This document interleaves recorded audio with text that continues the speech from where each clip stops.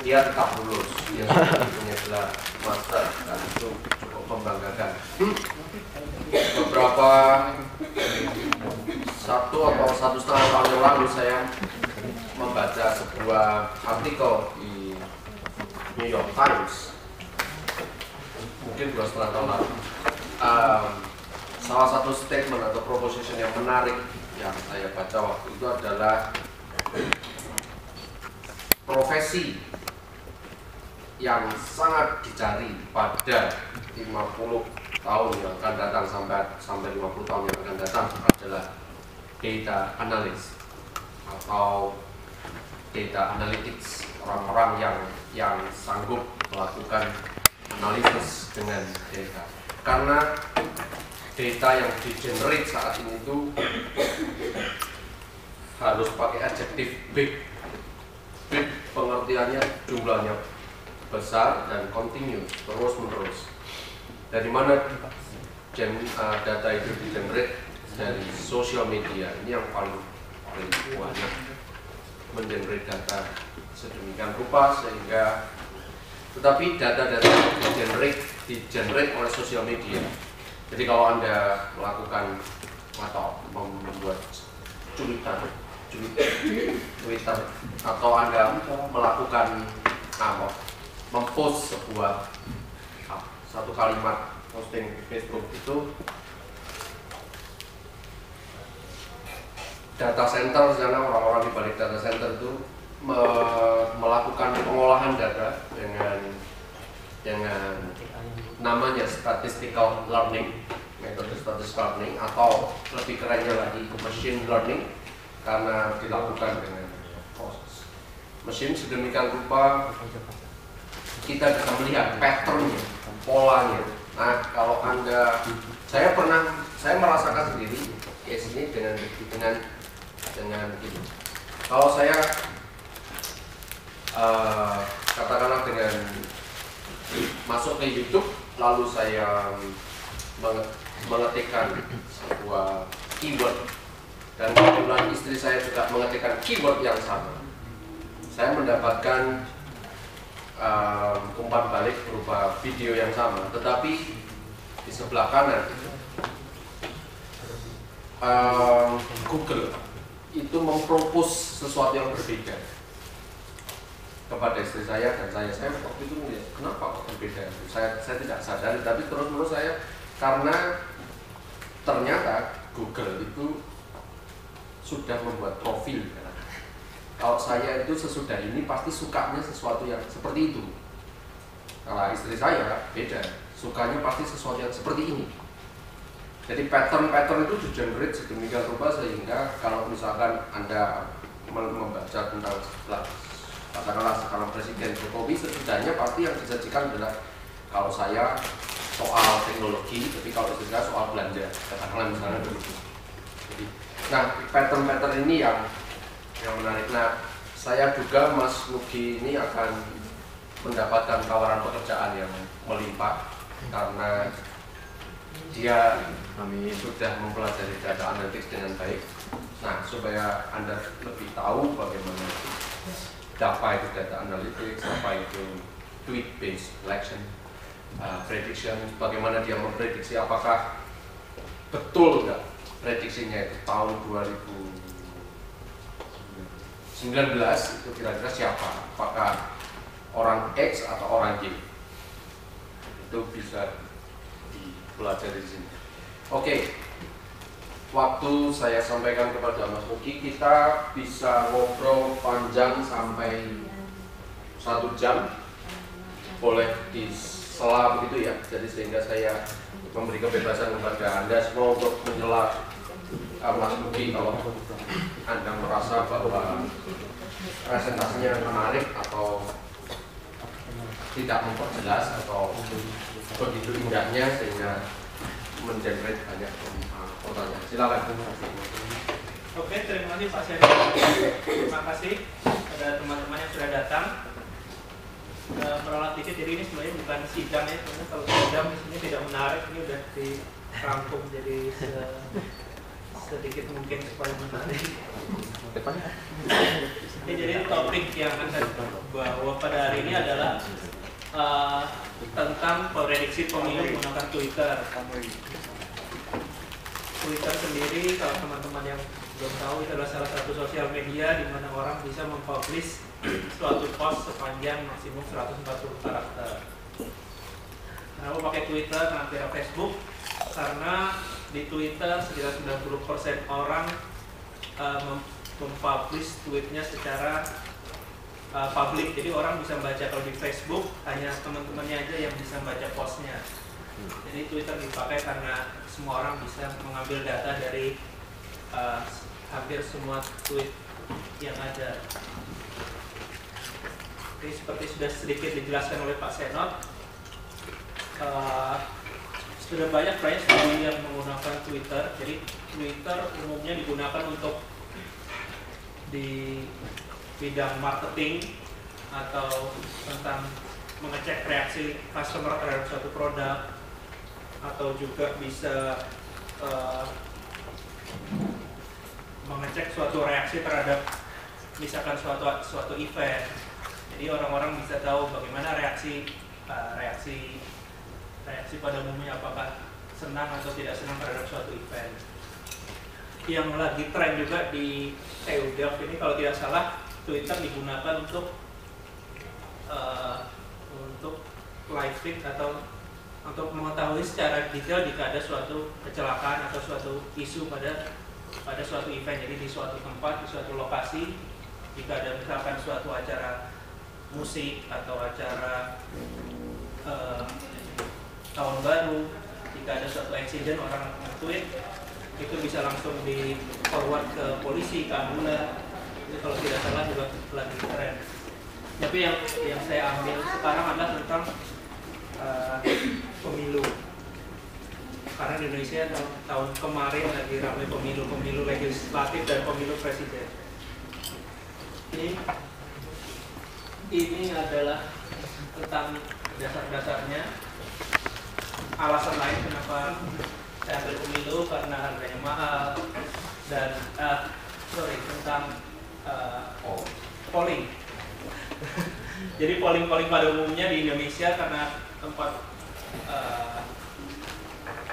karena alasan geografis dan sebagainya, di Indonesia masih belum menggunakan wawancara untuk menggunakan polling, dan ini membutuhkan banyak uang, banyak waktu, dan juga manpower. Dan khusus di Indonesia juga ada masalah korupsi. Jadi untuk di negara-negara maju mungkin kasus-kasus prediksi gagal atau salah memprediksi pemenang itu mungkin terjadi hanya 1 atau 2 kali dalam 10 atau 20 tahun, tapi di Indonesia ini sering terjadi. Salah satu contohnya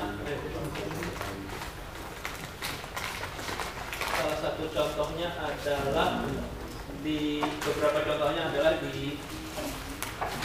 pada pemilu gubernur fase pertama di Jakarta, kemudian di Bandung juga, dan di tahun kemarin di pemilu legislatif dan pemilu presiden. Jadi walaupun ada beberapa institusi polling yang benar, tapi jauh lebih banyak yang gagal memprediksi atau salah memprediksi. Dan juga kita lihat ini adalah harga dan waktu yang dibutuhkan untuk melakukan wawancara menggunakan polling menggunakan wawancara dan polling menggunakan media lain seperti SMS, telepon atau web. Ini kita lihat contohnya. Ini adalah beberapa data yang saya kumpulkan di pemilu Jakarta dan pemilu legislatif. Ini cuma menunjukkan banyaknya error atau perbedaan yang di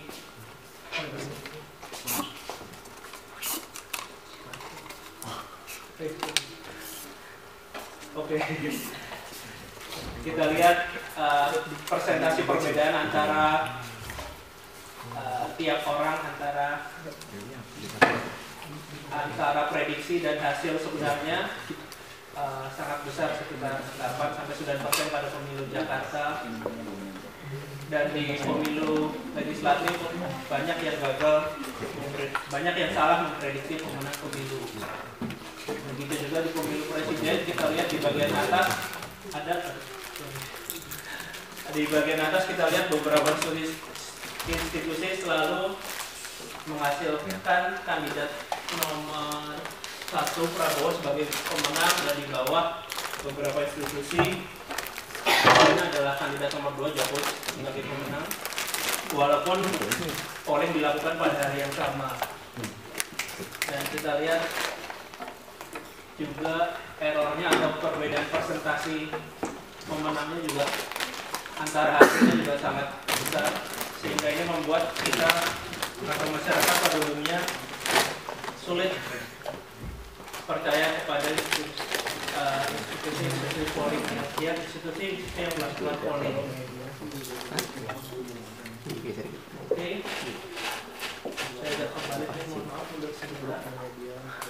Dan kemudian saya juga ingin menjelaskan, sebenarnya juga sebelum saya sudah banyak yang melakukan hal yang serupa, yaitu memprediksi pemilu menggunakan data Twitter, dan dilakukan sejak tahun 2010 di berbagai negara, di berbagai tipe pemilu, dan hasilnya pun bermacam-macam. Yang paling pertama atau paling dikenal dalam bidang ini adalah di Jerman. Hasilnya errornya memprediksi dengan benar dengan error sekitar 1,7%. Tapi permasalahannya adalah kalau di negara maju atau di Eropa atau di Amerika 1,7% itu termasuk tinggi. Jadi polling wawancara atau telepon hasilnya biasanya perbedaan antara polling dan hasil pemilu biasanya sekitar 1 atau di bawah 1%. Jadi pemilu menggunakan Twitter 1,7% dianggap tidak baik. Tapi saya rasa untuk di Indonesia kita berhasil memprediksi dengan benar dengan error masih di bawah 2 atau 3%, itu sudah tergolong sangat bagus atau lebih baik dari banyak institusi polling.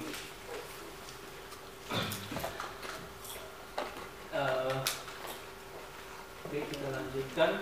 Tapi untuk melakukan prediksi ini tidak mudah atau banyak challenge-nya, karena di Twitter yang pertama adalah banyak spam di Twitter. Ini adalah beberapa contoh yang saya ambil ke Twitter Indonesia. Yang pertama, apa nih ya? Mohon maaf kalau terlalu kecil. Seperti ini kita lihat di pemilu kemarin. Jadi ada anak SMP atau mungkin SD. Jadi dan dia sudah memposting suatu tweet yang saya rasa belum cocok diposting pada umumnya. Jadi banyak orang-orang yang hanya menggunakan Twitter pada saat pemilu, dan dia mungkin hanya forward atau retweet tentang politik, dan ini tidak menunjukkan bahwa ini adalah opini di Twitter pada yang sebenarnya. Jadi ini mungkin bayaran atau apa ya. Yang kedua adalah banyak juga posting-posting atau tweet-tweet yang dilakukan oleh user yang bukan personal, mungkin user perusahaan atau user berita, yang juga kalau kita tidak memfilternya ini bisa membuat prediksi kita tidak baik atau errornya tinggi. Kemudian juga banyak yang melakukan spam yang menggunakan hashtag tentang pemilu.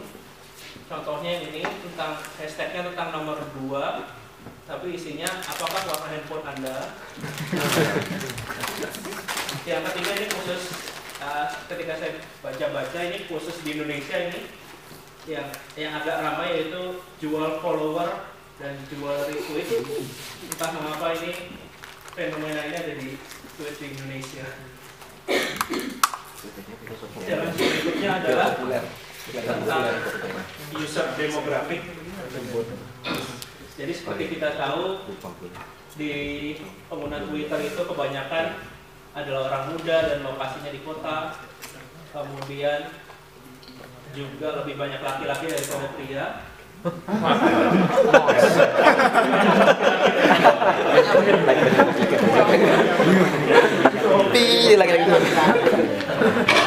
Kalau di Amerika lebih banyak orang, mohon maaf, African American daripada orang kulit putih. Untuk di Indonesia belum ada studinya. Kemudian tingkat pendidikan dan tingkat pemasukan sedikit berbeda, tapi tidak terlalu menyebabkan banyak bias.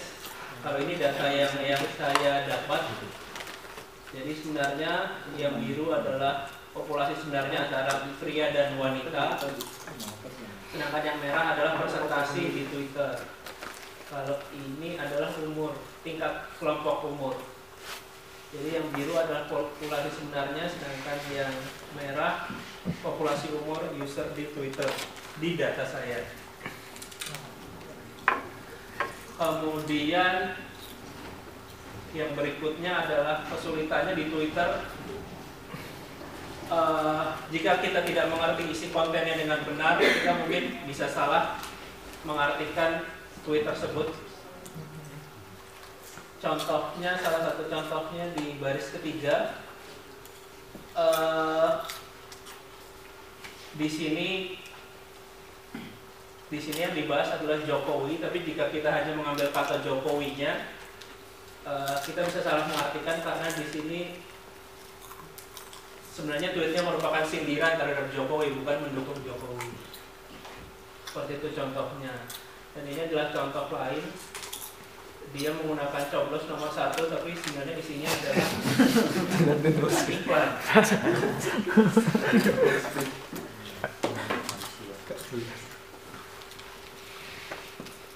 Kemudian dari studi-studi sebelumnya dan dari yang saya pelajari, bagaimana sih cara mengatasi challenge tersebut. Yang pertama tentang spam. Ini adalah beberapa cara mengatasi spamnya.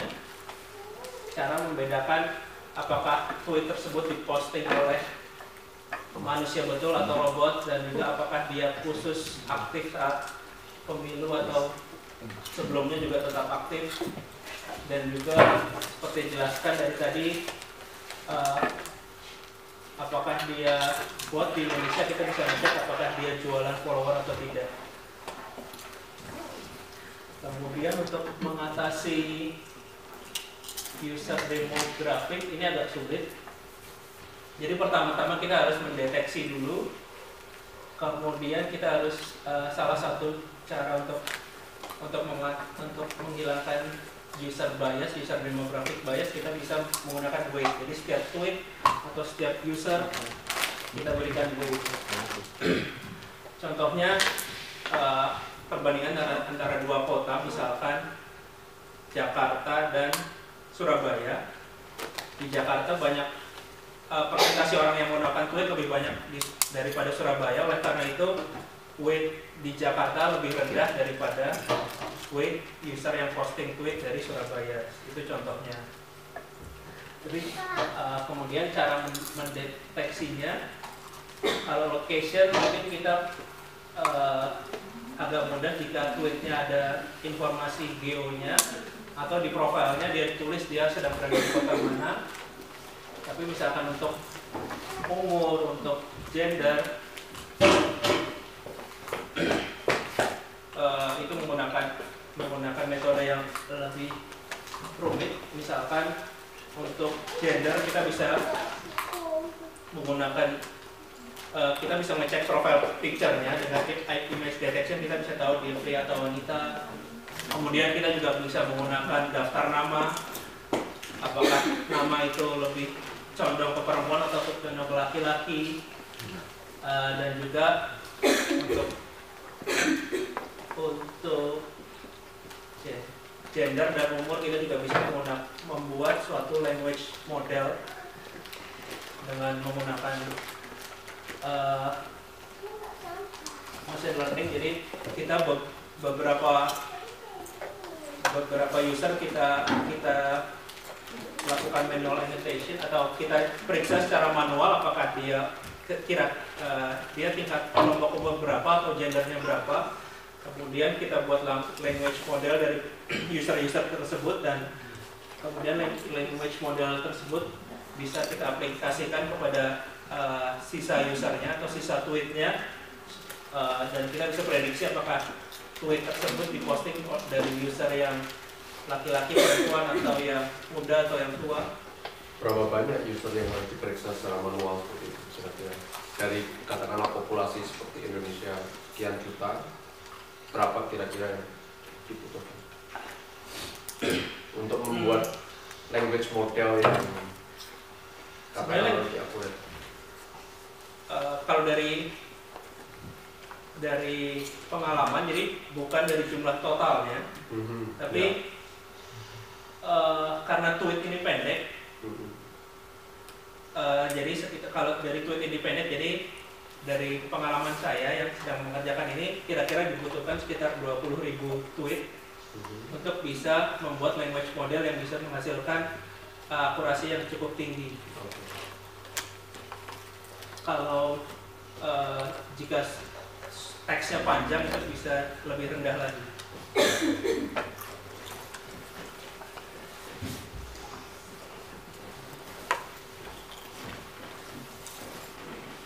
Kemudian untuk challenge selanjutnya adalah untuk mengetahui konten daripada tiap tweet. Dari studi-studi sebelumnya saya bagi ada tiga cara utama. Yang pertama menggunakan crowdsourcing, jadi dari semua datanya kita minta orang-orang untuk membaca dan memberikan label apakah itu mendukung atau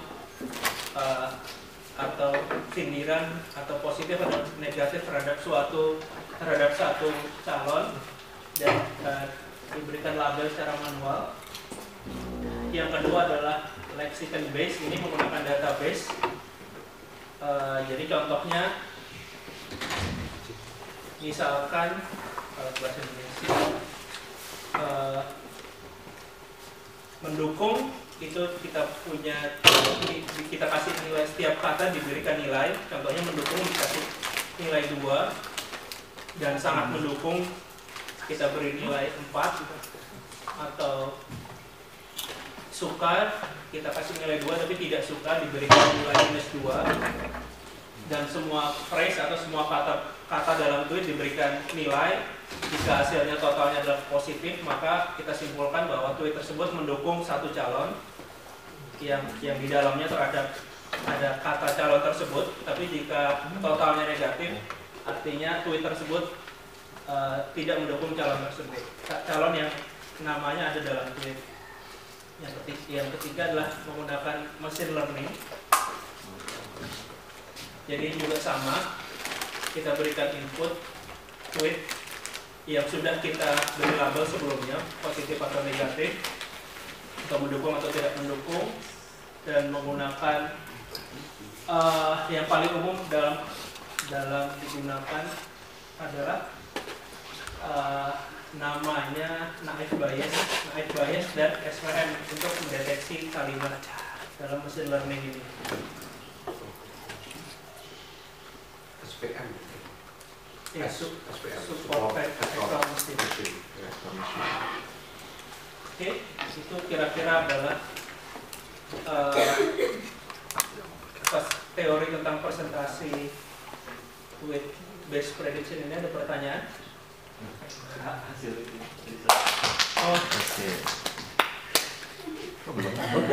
selesai. Saya kaget juga karena sebenarnya ini kan belum hasilnya. Kira-kira Mas Luki. Jadi ini kan teorinya saya. Teorinya dulu. Oh. Kira-kira udah menangkap atau ada yang kurang jelas? Kalau gitu kita lihat jawabnya. Kalau boleh saya mau tanya sebentar. apa tadi naif bias sama SPM support vector mesti dipakai dua-duanya di kombinasikan atau pada akhirnya Anda harus memilih salah satu untuk membuat kategorisasi atau bagaimana? Itu tidak bisa digabung, jadi suatu klasifikasi membutuhkan suatu metode. Kelebihannya SPM adalah dia akurasinya lebih tinggi, tapi dia membutuhkan resource yang sangat besar. Sedangkan naif bias ini dia resource-nya lebih kecil dengan akurasi yang lebih rendah dan dia bisa on the fly. Jadi kita bisa menambahkan input itu baru saat sistemnya sedang berjalan. Kalau support vector mesin semuanya sudah fix dan baru bisa dijalankan. Ada yang mau bertanya soal apa itu sih machine learning begitu atau tidak? Kalau tidak kita bisa lanjutkan dengan hasil riset. Oke, lanjut. Oh ya. Itu memang pakai Jokowi vs Prabowo pasti tesisnya. Iya. Nah, kebetulan pada bahasa Indonesia tweet bahasa Indonesia dia. Iya. Sebenarnya di tweet atau di Facebook kita bisa langsung ambil sebenarnya data-data ya, database mereka itu open begitu, kita bisa ambil dengan get data dan sebagainya. Sebenarnya berarti profesornya tahu pertarungan atau Indonesia. Ya, profesornya tidak berbahasa Indonesia. Iya, dia tahunya hasil dia minta sebelum pemilu saya submit dan minta setelah ada hasilnya saya submit lagi. Itu aja sih. Jadi dia komentar banyak banget iklannya gitu. Iklannya ya nanti ada sih tapi masih dianggap wajar karena secara umum di Twitter juga spam hampir di semua negara juga banyak. Dan banyak studi juga yang memang kalau pada saat kampanye spam itu meningkat. Luar biasa. Oke, kita bisa lanjut. Oke. Berikutnya saya sampaikan hasilnya nanti jika ada yang tertarik atau masih ada waktu kita bisa ke detail cara kerjanya. Yang pertama ini hasilnya saya ambil dari Detik. Pemenangnya adalah Jokowi menang di 23 provinsi, sedangkan Prabowo menang di 10 provinsi. Ini presentasinya. Kemudian ini cara saya melakukan, jadi challenge yang tadi saya kerjakan sebelum melakukan perhitungan. Maaf, ada yang belum saya jelaskan. Ini cara perhitungannya. Jadi setelah kita udah tahu tweetnya, kita hapus spamnya, kita kurangi bias demografiknya, kita juga masih bingung kita mau hitung apanya sih untuk membandingkan antara satu kandidat dengan kandidat yang lain. Pada studi saya dan studi-studi sebelumnya ternyata hampir semuanya membandingkan antara jumlah tweetnya, kemudian ada juga yang membandingkan jumlah usernya, ada jumlah followernya dan jumlah interaksi antara calon dan usernya. Jadi jika dihitung jika dia reply atau retweet suatu tweet dari calon. Oke, ini adalah summary-nya. Yang pertama adalah saya mengambil data dari Twitter sejak bulan April, tapi yang digunakan hanya hari terakhir. Dan jika saya hanya menggunakan satu keyword, saya cari tweet yang ada kata Jokowi dan saya cari tweet yang ada kata Prabowo, kita bandingkan jumlahnya, ternyata hasilnya adalah Jokowi menang dengan 57%, padahal hasil sebenarnya adalah 53%. Jadi saya mendapat sekitar error sebesar 4%.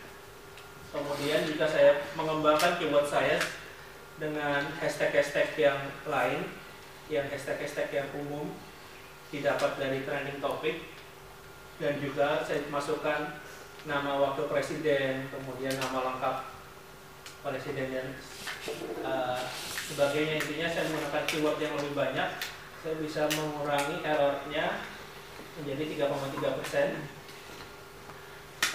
Kemudian saya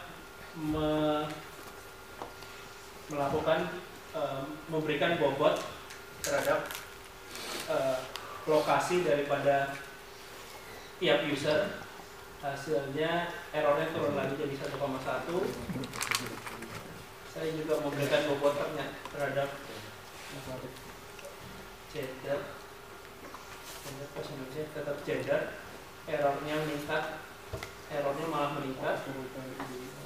Ini karena saya hanya bisa memprediksi sekitar sepertiga gender daripada seluruh user karena keterbatasan satu dan lain hal. Kemudian jika kita implementasikan sentiment analysis, jadi saya hanya mengambil tweet-tweet yang positif, atau ada juga saya mengambil tweet negatif, saya anggap dia mendukung kandidat lainnya. Hasilnya prediksinya benar dengan error sekitar 0,6%. Dan juga kalau kita lihat di sini, hasil di tiap provinsi berbeda-beda, sehingga pada percobaan kali ini saya anggap saya punya pemilu di 33 provinsi plus nasional, jadi total saya punya 34 provinsi, dan saya terapkan semuanya di tiap provinsi. Hasilnya bervariasi. Kesimpulannya adalah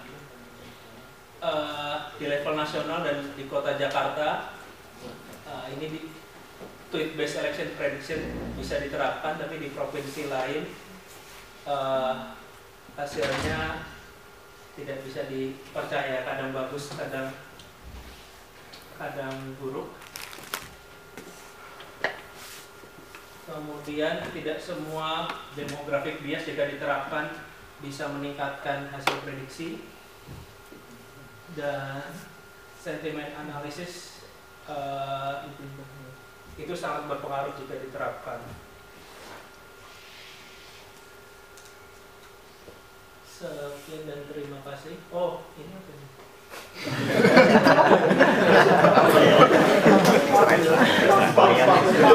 Keluar bukan tangan nih.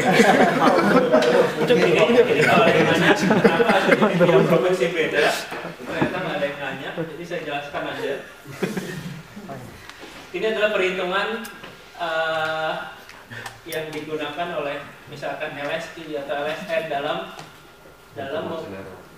menghitung margin of error. Jadi ada dua hal yang penting di situ, adalah jumlah sampel dan confidence level. Pada umumnya sih semuanya confidence levelnya antara 90 atau 95%. Jadi yang berbeda adalah jumlah sampel. Jadi semakin tinggi jumlah sampel, margin errornya semakin rendah. Tapi dia tidak garis lurus. Jadi kalau ini kita bikin garis dari persamaan ini, kita bisa lihat dia akan membentuk kurva. Dan ini ternyata juga bisa dilihat pada prediksi menggunakan Twitter.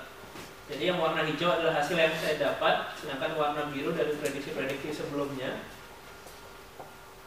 Kita dapat misalkan contohnya di banyak provinsi yang hanya user Twitternya hanya sedikit, hasilnya tuh sangat random. Jadi kadang-kadang dia bisa benar 100% atau errornya sangat kecil, hampir 0%, dan errornya atau juga bisa 30%. Tapi jika semakin banyak usernya atau tweetnya, errornya bisa dipastikan akan semakin turun. Oh, nggak ada, terima kasih.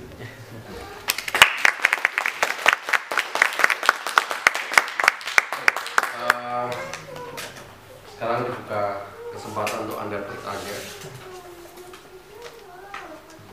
Kalau jawaban saya bagus, nilai saya bisa naik setengah. Terima kasih, presentasi yang menarik sekali. Saya ada pertanyaan mungkin sedikit menyimpang mungkin gara-gara slide yang terakhir itu, jadi saya di kepala saya muncul satu pertanyaan. Kalau lembaga survei seperti LSI dan teman-temannya itu mereka itu metode mencari sampelnya itu bagaimana? Ada informasi?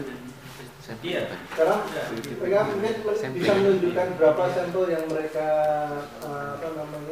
punyai gitu ya, tetapi bagaimana mereka mengapproach sampelnya itu, apakah melalui media sosial seperti itu atau membagi kuesioner satu-satu? Jadi mungkin saya tidak punya slide-nya. Ini contoh aja. Jadi yang mereka publish biasanya ini mereka menggunakan random sampel bertingkat. Jadi yang pertama, misalkan kita ada level provinsi, ada 33 provinsi. Dia secara random akan mengambil beberapa provinsi. Misalkan ini salah satu contohnya. Dan di tiap provinsi dia akan membagi lagi jadi kabupaten. Dia secara random juga akan, ini mungkin kalau yang benar ya, dia akan secara random memilih beberapa kabupaten. Dari beberapa kabupaten dia bagi lagi secara random sampai ke RT. Kemudian dari RT dia juga secara random mengambil beberapa warga untuk diminta pendapatnya. Kalau di Indonesia lebih banyak yang menggunakan wawancara face to face. Kalau di Amerika atau negara maju menggunakan telepon karena hampir semua orang udah punya telepon. Berarti wawancaranya itu juga banyak berarti ya, kalau melihat distribusinya kan. Iya, itu mengapa kalau levelnya provinsi atau nasional butuh waktu 1 minggu atau 2 minggu, karena harus mungkin kalau di kota besar bisa cepat, tapi kalau di daerah-daerah membutuhkan waktu yang lebih banyak untuk datang ke suatu wilayah. Kalau untuk Twitter user yang account-nya di lock, dia tuh tweetnya bisa ketangkep apa enggak ya? Kalau kita jadi Twitter ini ada 2 cara untuk mengambil data Twitter. Pertama menggunakan 2 API, namanya streaming API dan search API. Kalau kita menggunakan search API, kita bisa, misalkan kita cari kata Jokowi, kalau user itu post Jokowi, kita bisa ambil tweetnya mungkin secara kebetulan. Tapi kalau kita menggunakan API yang memasukkan suatu nama user dan kita minta misalkan 100 tweet terakhir dari dia, itu kita nggak bisa. Tapi kalau yang pakai metode pertama, meskipun dia di lock account-nya, tetap ketangkep tweetnya dia? Iya bisa. Bisa ya?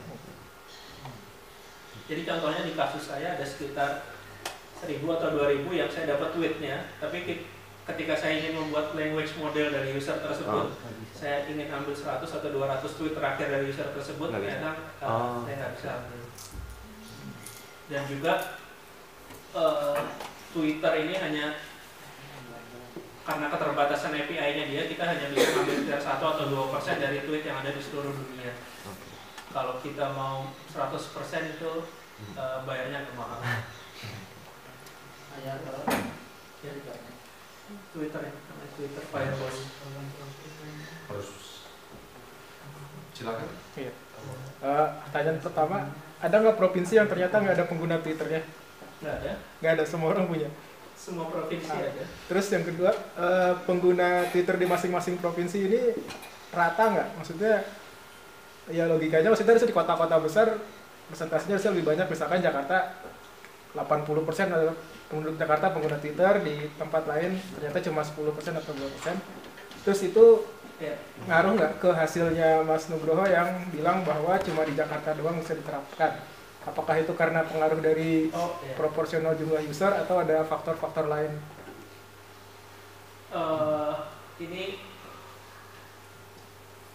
Ini untuk menjawab pertanyaan Mas Damar, ini bukan data seluruh Twitter ya, tapi data Twitter yang tentang pemilu.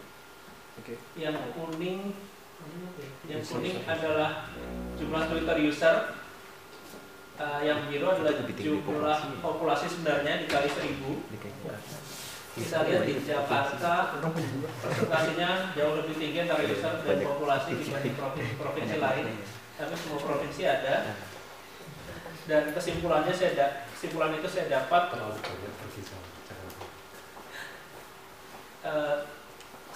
dapat setelah mengaplikasikan.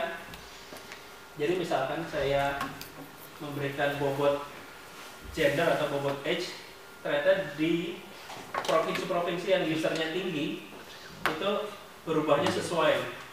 Jadi misalkan dia berubah lebih baik sedikit atau lebih buruk sedikit, tapi di provinsi-provinsi yang usernya sedikit, jika saya memberikan bobot terhadap gender, dia berubahnya bisa 20 atau 30%, padahal harusnya biasnya tidak sebesar itu. Kemudian saya mendengar dari Jakarta kalau nggak salah tahun 2012 adalah kota dengan tweet terbesar di seluruh dunia. Jadi makanya memang itu karena jadi sangat prospek juga kalau Jakarta dan Bandung peringkat 6 dunia jika kita melakukan prediksi menggunakan Twitter di dua kota tersebut.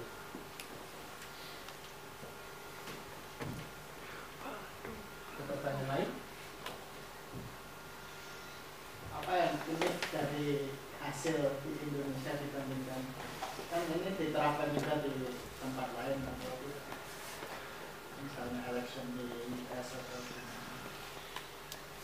di Indonesia ada sesuatu yang unik ya dari hasilnya atau sesuatu yang bikin Indonesia nggak bisa atau metode ini nggak bisa diterapkan di Indonesia karena sesuatu, atau sebetulnya semuanya sama aja.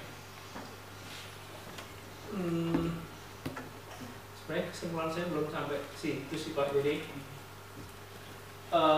tapi kalau bisa dapat tambahan setengah. jadi salah satu dugaan saya sebenarnya butuh pengambilannya itu adalah jumlah user. Jadi kalau jumlah usernya cukup tinggi, entah batas cukupnya seberapa, itu baru bisa diterapkan. Jadi di Amerika juga ternyata kalau diterapkan dalam level negara, hampir semua studinya dia berhasil memprediksi pemenangnya. Tapi jika diterapkan di level state, misalkan dalam pemilihan senat, ternyata tidak di semua provinsi hasilnya baik. Atau mungkin law of large number itu ya, kalau sampai jumlah tertentu semua manusia karakternya sama. Kebiasaan dia nge-tweet gitu. Saya tuh masih mikir jadi apakah netizen di Indonesia sama di Amerika misalnya itu kebiasaannya sama atau... Kalau saya menganalogikannya kayak polling juga ya. Jadi misalkan polling wawancara atau lewat telepon, berapapun jumlah warganya, jika kita apply kalau diterapkan dengan benar, random, benar-benar dipilih random, jika kita diterapkan kita sampel kita sekitar 4.000 atau 5.000, entah berapa puluh juta atau berapa ratus juta warganya, itu errornya tetap sekitar 1%. Ya, jadi jumlah, kalau dugaan saya sih jumlah sampelnya juga yang berpengaruh. Yang beda di Indonesia sih, di Indonesia belum ada lexicon based sentiment detection yang baik. Jadi daftar kata-kata dan value-nya apakah dia positif negatif itu belum ada. Jadi banyak yang belum bisa diterapkan di tweet berbahasa Indonesia. bahasanya juga masih banyak terus. Ya, seperti yang sebenarnya tadi saya ingin tanyakan secara agak lebih mendalam tentang language model yang Mas Mugi kembangkan, karena bahasa di Indonesia kan sangat punya banyak nuansa. Saya bisa pakai suka, tapi bisa pakai senang. Aku kayak senang sama orang ini, tetapi pada intinya sebenarnya saya nggak senang gitu. Ya, itu juga. Dan di tiap provinsi, ya kadang-kadang seperti itu sungguh sangat, apalagi komplikasinya dengan masuknya bahasa-bahasa asing atau bahasa daerah yang kemudian diadop dengan ini. Karena seneng ditulis SANA NG dengan senang, itu mungkin orang akan kalau punya alasan bahasa yang berbeda. Nah, gimana kira-kira language model itu bisa, atau kalau anjir lexicon based model yang efektif yang masuk dipelajari dari sini? Kalau di bahasa Inggris ada namanya stemming, jadi kita ambil aja kata utamanya. Jadi kalau di bahasa Indonesia ada juga yang sudah membuat dengan bahasa-bahasa plus bahasa-bahasa slang internet. Jadi semua singkatan, semua bahasa-bahasa yang umum dia punya database-nya.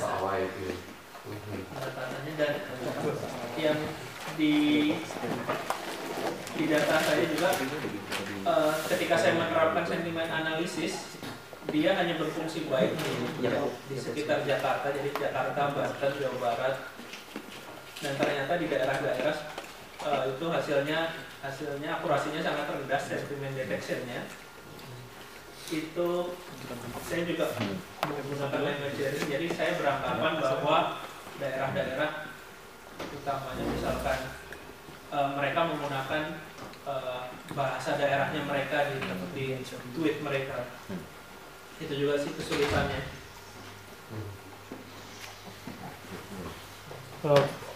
Dua pertanyaan sebenarnya. Jawabannya ya atau tidak aja. Yang pertama, apakah Twitter, jika seseorang men-tweet tentang kandidat presiden, apakah Twitter yang terbaru lebih diberi weight tinggi dibandingkan Twitter lama, tweet yang lama? Ya.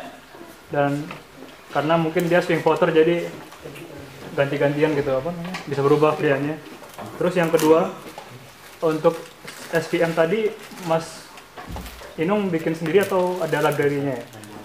Yang sudah tersedia tinggal dipakai gitu? Dari R, atau pas R. Yang pertama, iya. Jadi kita hanya udah.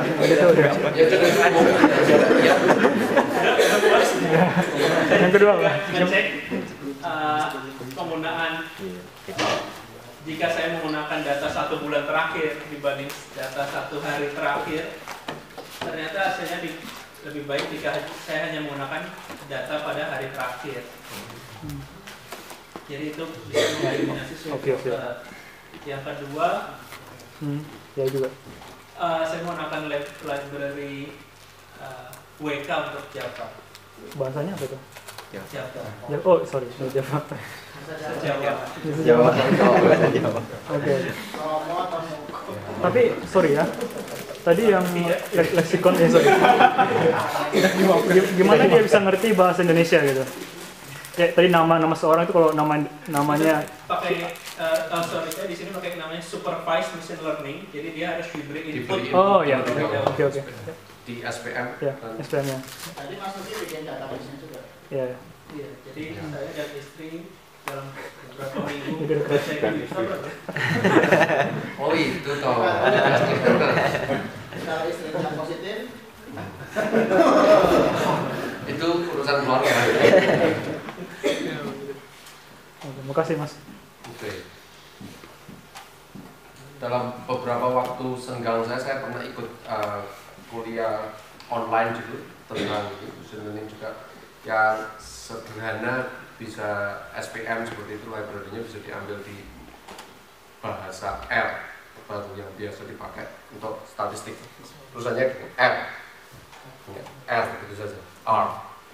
Itu cukup mudah ininya hampir mirip seperti MATLAB begitu struktur programmingnya, sehingga kalau mau beralih profesi menjadi data analis, belajar bahasa itu dengan cepat, saya kira akan melampaui kemampuan Mas Nusi. Tapi tidak, karena dia sudah menjalani training yang lebih lama. Oke, kalau burning questions, saya pilih 2 terakhir ya, karena kita harus pindah ke sampai PhD. Oke, silakan. Kira-kira bisa nggak diimplementasikan di dunia nyata ya? Dunianya. Ini sungguh-sungguh nyata. Orang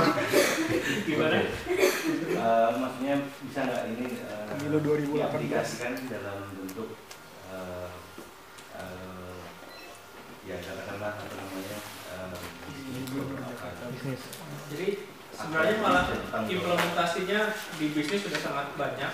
Jadi utamanya untuk marketing dan juga perusahaan. Ya. Untuk Iya, untuk mendeteksi sentimen beberapa sentimen di pasar modal sudah beberapa. Dan tapi yang ramai sih dia reactionary komen dari orang-orang di Twitter terhadap suatu event itu yang lebih yang masih ramai sampai sekarang. Apa sih komentar orang-orang terhadap suatu event? Salah satu kisah sukses yang dicoba itu kalau tidak salah di Chicago tahun kira-kira 5 atau 10 tahun yang lalu, itu dibuat semacam tweet prediksi untuk penyebaran epidemik flu di sana pada saat itu, dan orang bisa lalu departemen kesehatan lokal itu bisa membuat peta bagaimana sebenarnya penyebaran. Oh iya, traffic Pak, yang lagi ramai juga traffic, bukan Indonesia ya, jadi untuk prediksi, untuk mengambil data traffic. Oke, the last burning question. Oke. Ini Mas, ini nanya ini aja sih, processing datanya. Jadi dia ngumpulin dulu, terus diolah, terus hasil, atau saat ngumpulin itu langsung difilter, langsung diolah. Terus kalau misalnya dia kumpulin dulu kan itu berarti kan gede banget ya data tweetnya ya. Cuma mungkin bergaya itu biasanya ngolahnya pakai udah pakai Hadoop atau misalnya udah tinggalin komputer biasa atau gimana? Masih kalau di sini saya belum pakai Hadoop untuk apa namanya proses dia deteksi demografik dan deteksi sentimennya saya langsung, jadi begitu tweetnya masuk. Tapi untuk kalkulasi datanya saya per hari, untuk kalkulasi prediksinya saya lakukan per hari, tidak tiap saat. Terus kalau misalnya itu kan per hari, kalau misalnya dibuat misalnya tentang 2 minggu atau tentang seminggu itu ngaruh ke hasilnya nggak kira-kira? Ini tadi sih saya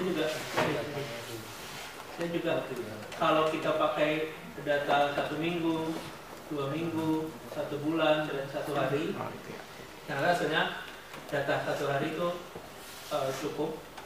Tapi kalau kita reduce lagi, jadi misalkan hanya 5.000 tweet terakhir atau 1.000 tweet terakhir itu datanya kurang banyak. Jadi best practice-nya sampai sekarang menggunakan 1 hari terakhir, tapi kita ngumpulin data dari jauh-jauh hari, kita bisa tahu trennya dari masing-masing kandidat. Oke, terima kasih Mas Nugi atas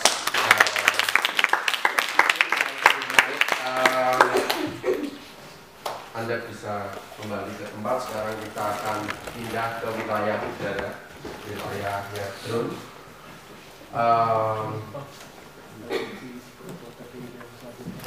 Beberapa tahun lalu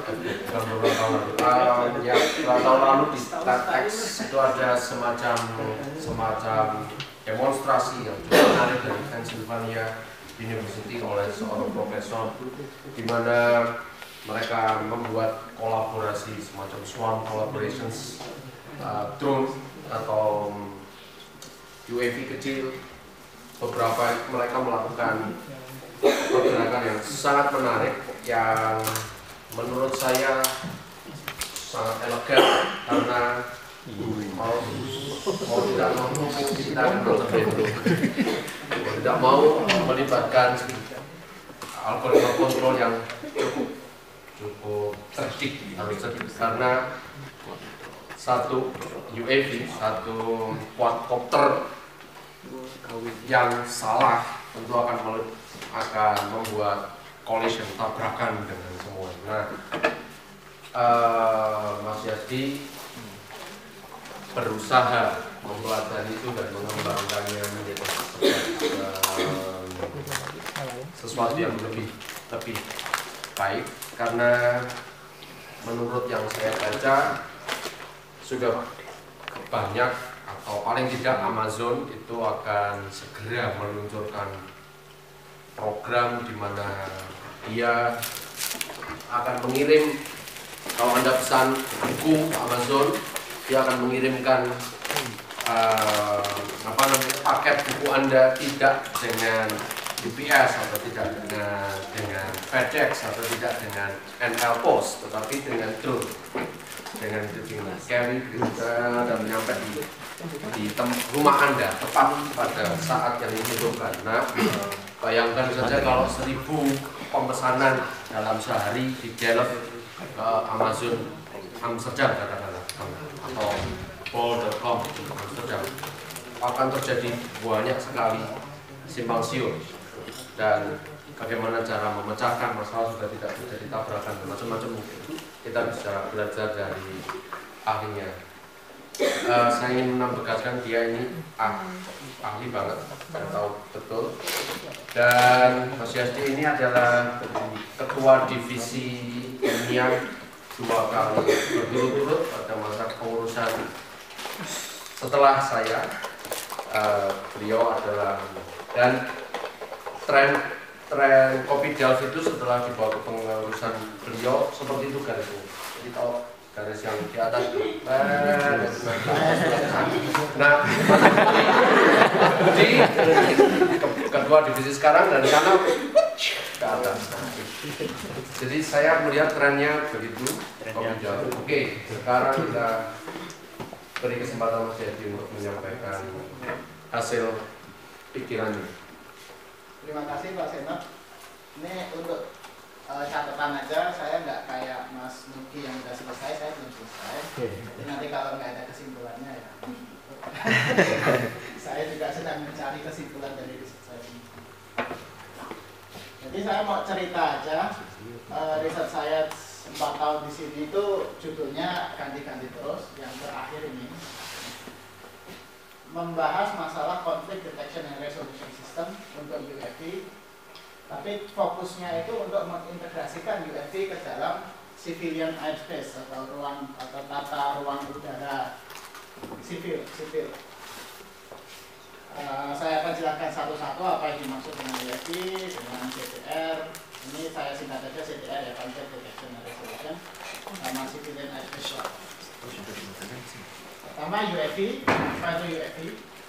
Ini definisi KU, tapi sebetulnya dari Amerika, dari US Department of Defense, dari Federal Aviation Association-nya, sama administration-nya,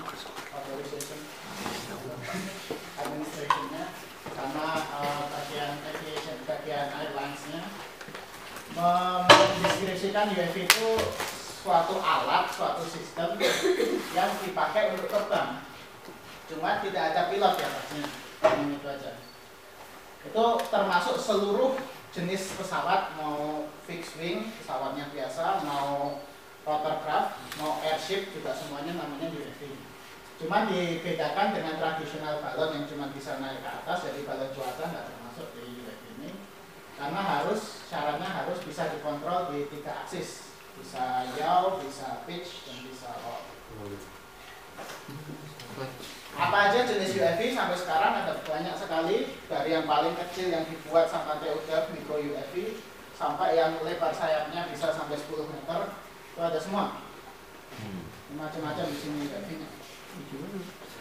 Ini adalah UAV yang mungkin paling terkenal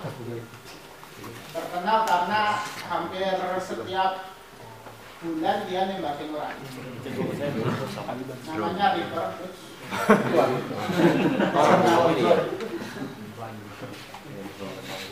Ini saya kompilasikan aja. Kalau pengen tahu detailnya ini seberapa, ini adalah orang, ini adalah UAV-nya. Dan ini khusus bawa, kalau tidak bawa engine-nya sendiri, bawa senjata sama bawa kamera. Jadi dia bisa lengkap mata-mata, bisa jalan sampai, kalau tidak salah dia endurance-nya sampai 16 jam sendiri di atas, kalau bahan bakar juga, dan butuhnya segini. Dan serbannya langsung aja biar enggak lama. Ini gampang, ini semuanya dari di YouTube, kalau dicari tentang UAV pasti ketemu. Di Amerika sendiri lebih populer dengan nama drone. Jadi kalau nyari di berita lebih banyak drone, tapi secara internasional ada dua nama, UAV (Unmanned Aerial Vehicle) sama Unmanned Aircraft (UA). Cuman UA nyebutnya nggak enak. Kalau di TU Delft kita yang tercinta ini adanya, kita baru mengembangkan namanya Micro Aerial Vehicle di MAFLAB, dan kalian tadi lewat tadinya apa?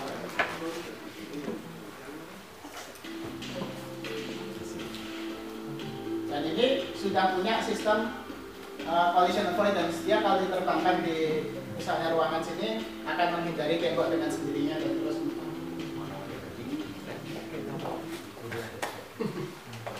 Wow. Itu namanya UAV. Ada banyak jenisnya. Rata-rata yang ngeluarin seperti biasa kalau teknologi penerbangan yang rata-rata yang ngeluarin kalau nggak Amerika itu Eropa atau Israel malah, dan rata-rata keluarnya untuk sistem perang dulu. Pesawat juga sebenarnya dari sistem perang. Kemudian gimana kalau di Indonesia? Indonesia kebanyakan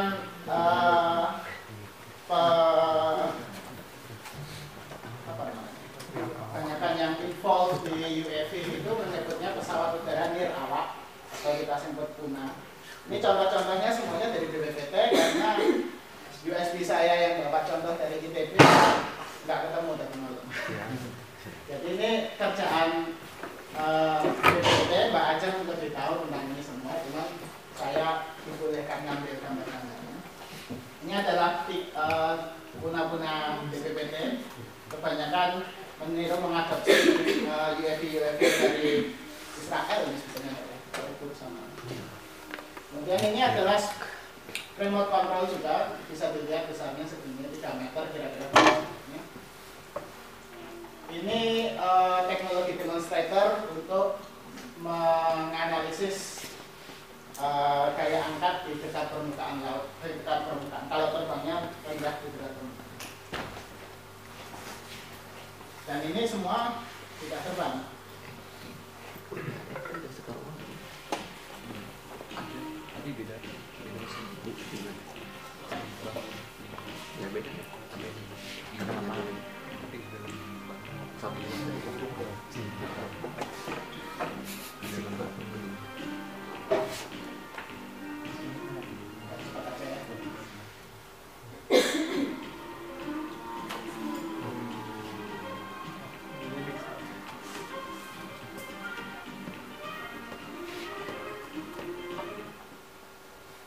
Indonesia sebetulnya udah bisa bikin sini, terutama dalam wilayah airframe-nya. Engine biasanya beli dari Bangka Jadi dan lainnya.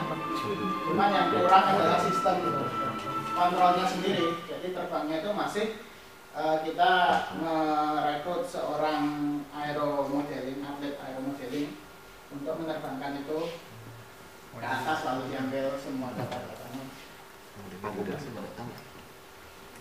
Jadi Indonesia nggak terlalu jauh ketinggalan kalau dalam masalah airframe untuk bentuknya sendiri. Tapi kalau masalah misalnya kayak tadi Delphi yang kecil diterbangkan, dia bisa nggak nampak tembok, kita belum jauhin.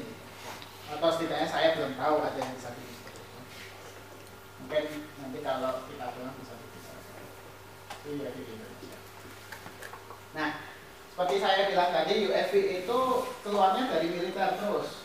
Cuman karena semakin meningkatnya kegunaan, semakin dipercayanya UAV, semakin banyak, semakin kuatnya sensor-sensor kayak kamera dan segala macam, warga sipil juga pengen bikin UAV. Seperti yang Pak Senor tadi bilang, Amazon pengen pakai UAV untuk bawa, mungkin ada yang mau beli kapur gitu langsung dibawa ke tempatnya dari pabriknya UAV. Itu juga bisa cari di YouTube, saya lupa naruh di sini. Ada polisi pengen bikin kayak maritime surveillance. Ada mungkin untuk pemadam kebakaran pakai untuk environmental sensing, mana yang kebakaran, titik-titik api ada di mana saja dan segala macam. Ini adalah prediksi UAV oleh Dekarmo tahun 2004, dan ini adalah UAV yang sekarang sudah hampir diterbangkan. Termasuk recreational UAV, ini mungkin Mas JJ paling tahu ini karena punya satu. Ada ini yang dari Amazon. Ini dikembangkan di TU Delft sama di Inggris. namanya cuman ini UAV pertama yang bodinya full dibuat pakai 3D printer. Ada drone untuk jurnalisme, drone traveling, kita bisa lihat juga di YouTube banyak sekali data-data ini. Disneyland pengen bikin paten untuk UAV yang bisa nari bareng-bareng, mau semua bernama semuanya. Polisi market. Kemudian ada dua yang sangat menarik dari Lockheed Martin, pengen bikin high altitude airship yang mungkin bisa berbulan-bulan di atas 60.000 kaki di atas, nggak kelihatan dari fungsinya untuk telekomunikasi. Jadi istilahnya antena GPS-nya ditaruh di airship. Ada Google baru bikin Titan Project, ini juga katanya hampir jadi. Dia menyebutnya atmospheric satellite. Ini bisa sampai 5 tahun di atas, 5 tahun terbang di atas, energinya pakai sel surya sepanjang sayapnya. Tujuannya untuk melengkapi Google Map. Tapi karena Google itu punyanya Amerika, kemungkinan besar juga untuk masyarakat. Gitu. Tapi UAV for civilian ini belum ada, walaupun sudah banyak dibuat seperti ini. Alasannya sederhana karena otoritas belum ngerti tentang UAV itu sebetulnya seperti apa. Gimana cara mengatur UAV di sini? Kalau nanti banyak sekali yang terbang di dalam kota, orang-orang nanti pada takut. Sekarang aja di Eropa banyak yang nerbangin, banyak yang protes kalau ada UAV terbang di dekat rumahnya. Maksudnya dia baru mata-matain. Banyak yang takut nanti kalau UAV-nya jatuh kena kepala, saya sakit gimana? Di Amerika sendiri juga dilarang. Ada Amazon itu langsung kirim surat ke FAA minta, ini saya pengen terbangin UAV, tolong dibuatin aturannya. Minta Amazon sendiri. Amazon masih bikin-bikin, itu udah 1,5 tahun masih belum jadi aturan agar Amazon bisa terbangin UAV, padahal cuma paling jaraknya dekat aja, sekitar 30 km. Ada Falcon ini dulu di daerah Amerika juga ceritanya itu diterbangkan pada saat suatu area itu kena bencana banjir. Dia terbangkan untuk mencari survivor yang ada di atas atap. Begitu dia sudah dapat datanya, tapi begitu FEMA datang, FEMA itu federal agensinya yang mengatur masalah disaster, kalau di Indonesia apa? Basarnas. Mereka nyuruh enggak, itu UAV-nya turun, nanti bikin tambah kecelakaan aja. Beritanya ramai untuk antusias UAV. Yang jelas semua UAV yang diimpikan ini paling pol cuman recreational UAV ini yang bisa jalan. Yang lainnya belum boleh. Drone jurnalisnya bisa terbang juga. Ya, jurnalis sudah banyak. Jadi ada UAV yang orang senang, ada yang sudah dilarang.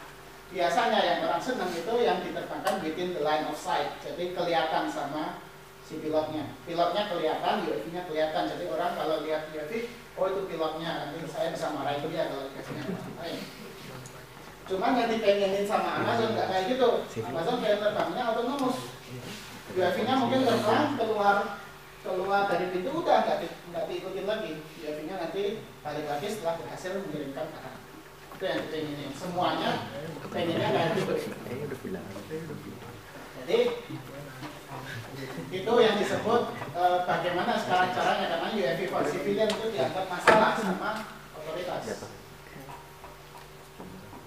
Belum bisa semua, dan salah satu alasan tesis saya atau motivasi tesis saya adalah membicarakan bagaimana caranya UAV integration ini bisa terjadi di civil airspace. Dan terus terang ini kalau di Indonesia sendiri belum dipikirkan. Kita kalau nerbangkan UAV bisa bebas saja. Paling pol minta tolong polisi, tolong diawasin aja nih UAV-nya. Padahal di Indonesia sendiri saya tahu pernah ada kecelakaan, orang meninggal karena kena UAV. Jadi pertanyaan intinya itu macam-macam, ada tentang security, nanti kalau data-data penerbangannya bisa didapat orang atau hacker, gimana, ada data tentang ada masalah traffic management, regulasinya gimana, socio-economic impact-nya seperti apa di safety-nya. Yang profesor saya suruh adalah pertanyaan intinya adalah apakah integrasi ini aman, safe untuk otoritas, untuk penerbangan sipil biasa. Small aircraft ini mungkin aja bisa nabrak sama UAV. Saya udah liatin tadi UAV ada yang gedenya seperti small aircraft ini. Jadi nggak bisa dianggap kayak nyamuk ketemu burung gitu. Pesawat-pesawat ini bakal melewati daerah ini namanya kelas A airspace yang dilewati oleh pesawat jet. Nanti kalau ketabrak seperti apa itu harus bisa di. Itu tadi semua masalahnya. Sekarang kerjaan saya untuk 4 tahun PhD program saya terbagi jadi 2. Yang satu adalah membahas masalah arsitektur, general arsitektur untuk avoidance, atau kalau orang ATC bilangnya conflict detection and resolution system. Yang kedua adalah algoritmanya seperti apa. Jadi ini daerah filosofi, daerah ini daerah engineering. Paling enak memang daerahnya. Oke. Jadi saya akan satu-satu masuk ke satu. Nanti kalau ada pertanyaan langsung aja ya. Jadi nggak usah nunggu sampai selesai semua. Tapi kalau terpana ya. UAV kalau terbang di daerah sipil akan berhadapan dengan banyak masalah dan semuanya harus bisa dihindari, termasuk static object, termasuk manned flight, mungkin ada balon, mungkin ada publik di bawah, layangan, burung, ada UAV yang lain juga ada glider segala macam. Yang dibuat sama researcher sekarang itu sistem collision detection and resolution yang bisa mengatasi semua masalah ini. Itu banyak sekali kombinasinya, dari masalah sensor, ada yang pakai kamera, ada yang bikin radar. Kalau orang-orang elektro tahu radar itu biasanya gede banget. Orang UAV bisa bikin sampai kecil sekali radarnya sehingga bisa dinaikkan ke UAV. Ada yang bikin sensor akustik, ada yang bikin mungkin pakai ADSB. ADSB itu bukan sensor, tapi semua UAV-nya disuruh mengirimkan sinyal tentang data GPS-nya. Ada yang menggunakan gimana kalau kayak main flight aja pakai ATC. Ada ATC untuk ngatur semua UAV. Ada yang algoritmanya juga banyak sekali. Ada potential field, negotiation. Saya nggak akan bahas satu-satu, lagi pula saya juga nggak menguasai semuanya juga. Kemudian kombinasi dari algoritma sama sensor itu juga nggak terhingga banyaknya. Cuman masalahnya hampir semua metode ini cuma membicarakan salah satu obstacle di sini pada salah satu kondisi terbang tertentu. Jadi kalau pengen UAV itu bisa aman menghindari semuanya, setidaknya harus kompleks sekali mengatasi seluruh masalah di sini.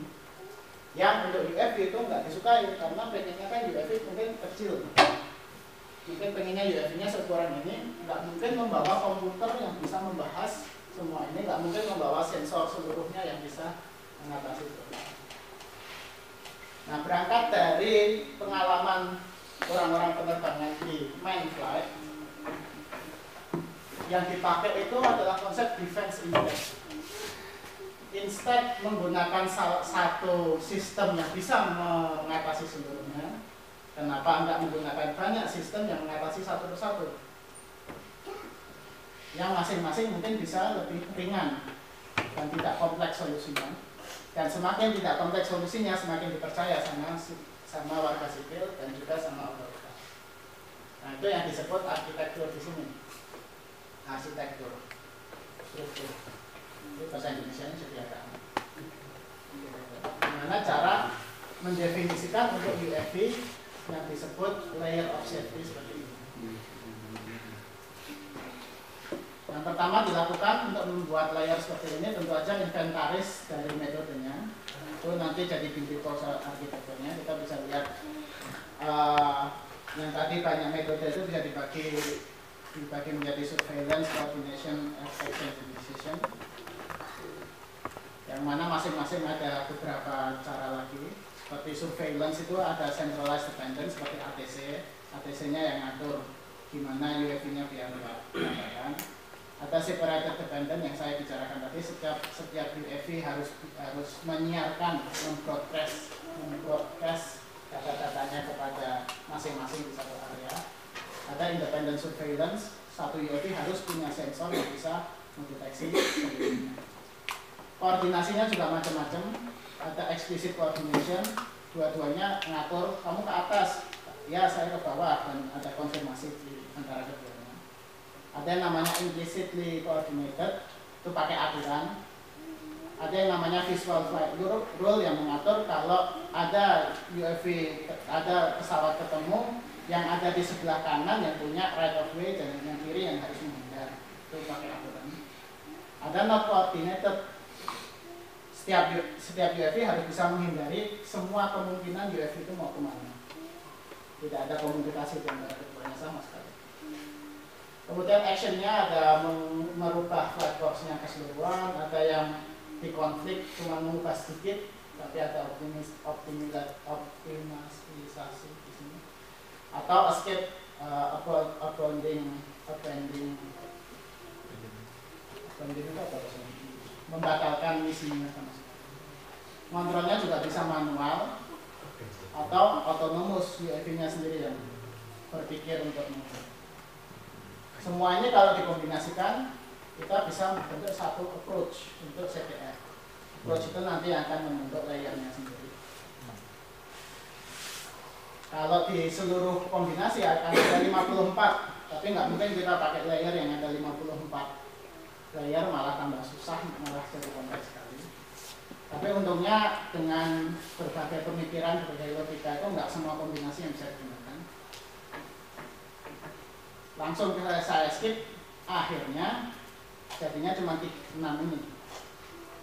Yang pertama dari prosedural, manual, kooperatif, non kooperatif, escape sama emergency rights.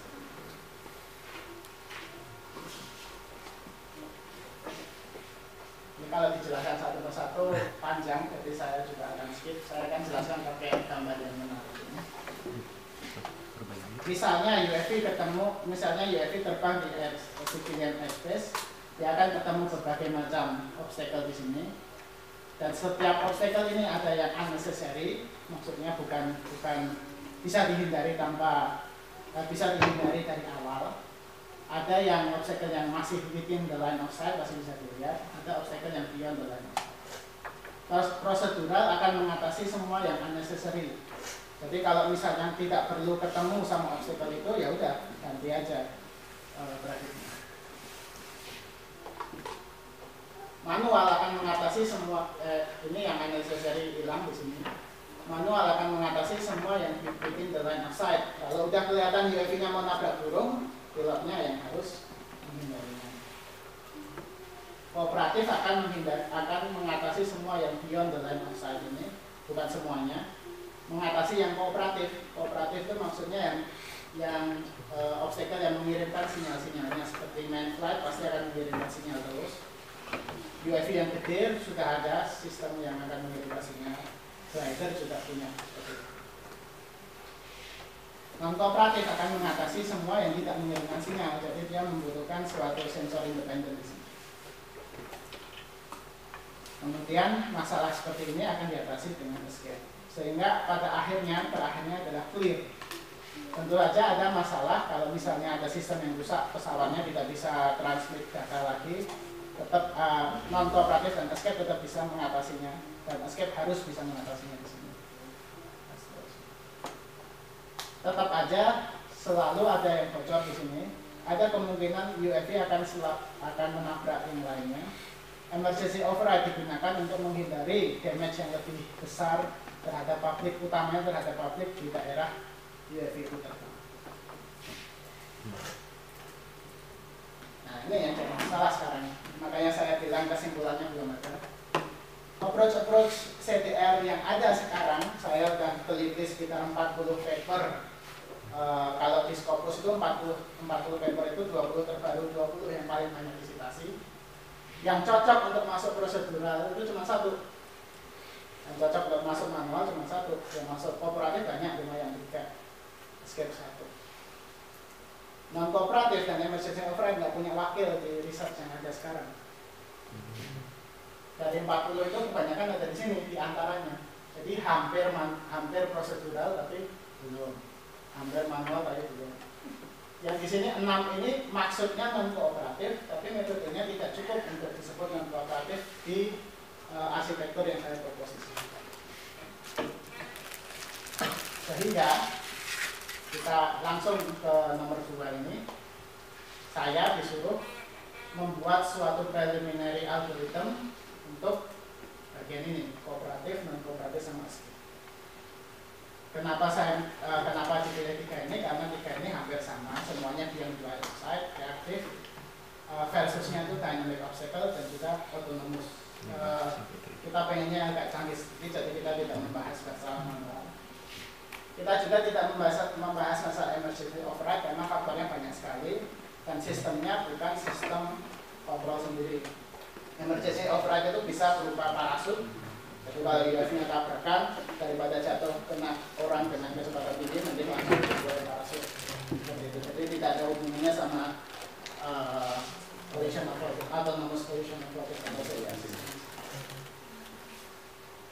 Oke, kita sekarang sudah nomor 2. Cukup waktunya. Ada pertanyaan dulu? Karena kita akan masuk masalah teori sekarang.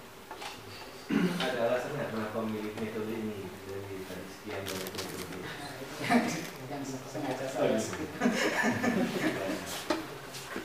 Tapi kalau memang mau,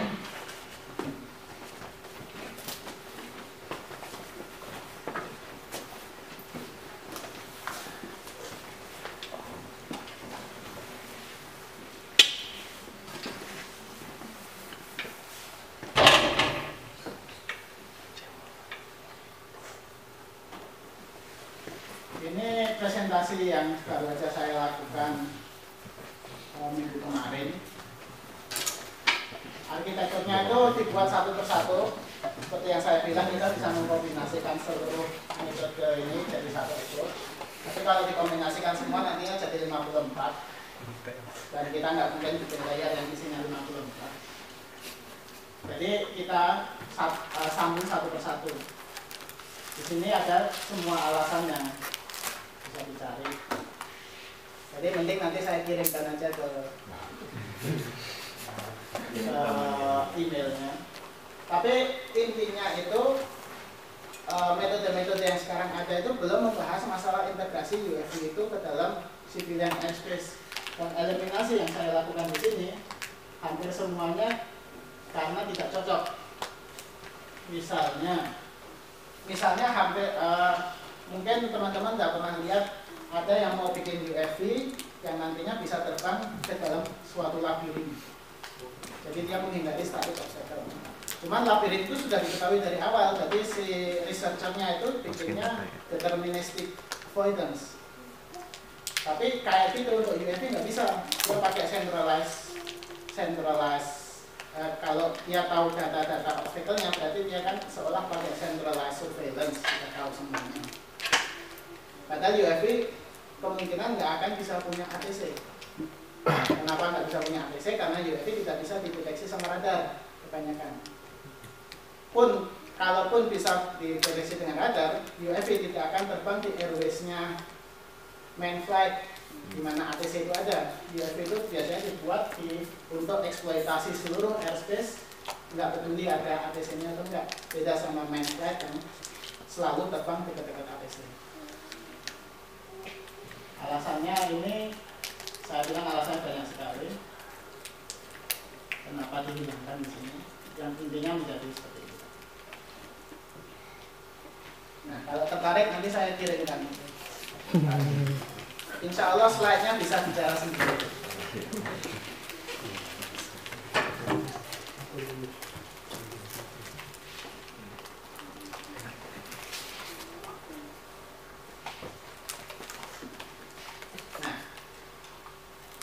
Dari semua metode itu saya pakai yang namanya velocity obstacle method. Kita harus tahu bagaimana apa syaratnya suatu UAV itu akan nabrak UAV lain. Di ruangnya itu kita biasanya sebut 4 dimensi karena kita tidak membahas masalah posisi. Kalau kita mau tahu kapur ini bakal nabrak suatu benda yang statik, kita tinggal menggunakan metode 3 dimensi, kita tahu posisi mana yang harus dihindari sama kabel ini. Tapi kalau penghapus ini bergerak juga, masalahnya jadi 4 dimensi karena waktunya juga harus sama pada saat dia ketemu. Ada yang ngembangin, bukan saya yang ngembangin ini, namanya velocity obstacle method. Seandainya ada 2 pesawat di sini dan saya bentuk suatu protected zone di sini, di mana pesawat AO ini tidak boleh melewati ini. Kalau AO melewati lingkaran ini berarti tidak tabrakan. Maka kita bisa tahu AO akan menabrak AI apabila relative velocity-nya dari VO sama VI ini intersect, memotong lingkarannya. Bisa dipahami ya? Dengan kata lain, relative velocity yang akan membuat AO nabrak AI itu ini adalah seluruh garis PR yang akan menabrak ini. Dengan kata lain, suatu segitiga yang disebut collision point. Kalau AO tidak mau nabrak AI, relative velocity-nya harus keluar dari segitiga ini. Ini disebut collision point karena historical. Padahal sebetulnya segitiga karena dia nggak pernah bahas masalah 3 dimensi dalam hal ini ya, velocity. Atau kita bisa menggunakan velocity obstacle. Kalau ini digeser ke atas searah dengan VI, maka AO tinggal konsentrasi sama absolute velocity-nya aja. Velocity-nya harus bisa dikeluarkan dari velocity obstacle set agar tidak nabrak. Ini paling sederhana seperti ini. Velocity obstacle method mendefinisikan hal-hal lain seperti diverging area. Apabila AO velocity-nya jatuh di dalam diverging area, berarti dia sedang menghindari AI seluruhnya, dia sedang menghindari, sedang diverging, menghindari flight path-nya AI. Saya menambahkan diverging itu nggak cuma di sini, tapi tambahin di sini. Karena kalaupun AO kecepatannya ada di sini, dia akan lewat di belakangnya, walaupun dia memotong flight path-nya. Kalau VO jatuh di sini, dia akan selalu menghindari AI di belakangnya. Kalau VO jatuh di sini, dia akan selalu menghindari AI di belakangnya. Kelihatannya sederhana, tapi dinamika dari velocity obstacle ini rumit sekali karena ada dua aksis di sini, aksis AO dan aksis di sini.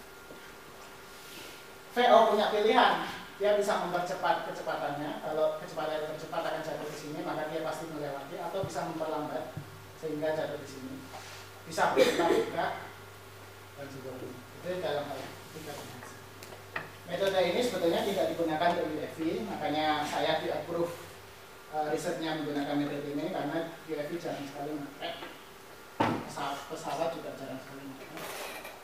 Tapi kalau kita lihat video lagi, asiknya memang lihat video. Tapi di dalam hal komputasional sama land robotik yang beratnya 2 dimensi ini sudah banyak sekali. Ini ada contoh penggunaan. Itu tadi masing-masing agen di sini namanya saling crossing. Ini pakai 250 agen. Seluruh titik ini ingin crossing ke sisi lain dari lingkaran. Dan di sini ternyata chaos sama behavior efeknya multiple agent kelihatan. Walaupun algoritmanya sama, tetap aja ada yang ketinggalan. Bisa dipakai untuk statik juga. Ini semuanya crossing juga, tapi melewati static obstacle. Dan ada yang memanfaatkan ini untuk simulasi gimana cara orang keluar dari pesawat, gimana cara yang paling cepat mengasumsi semua orang di pesawat. Ini ada yang dia bikin yang ujung lagi. Cepat.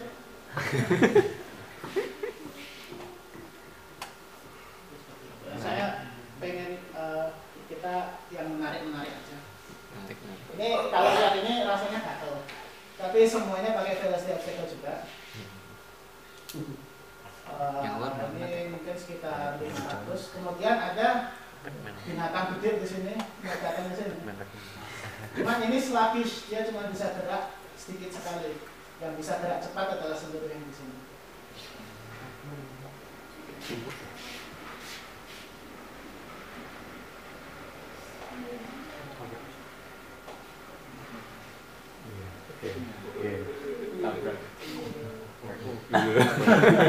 Reaksinya si yang gede ini, oh ini eksperimen dari land robotiknya menggunakan velocity observer. Tapi nggak menarik karena cuma sedikit.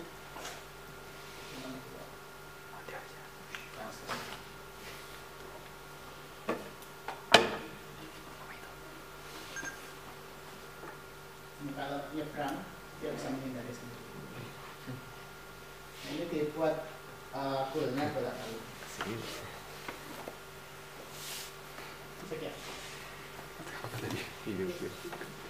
Nah, saya nggak mau kalah, saya juga bisa bikin ini. Ini misalnya UAV, dia tidak ini namanya kondisi super konflik karena pada kenyataannya nggak akan ada UAV yang ditabrakkan ke satu titik. Jadi menghindari hanya dengan turning. Dia tidak ada percepat penumpang.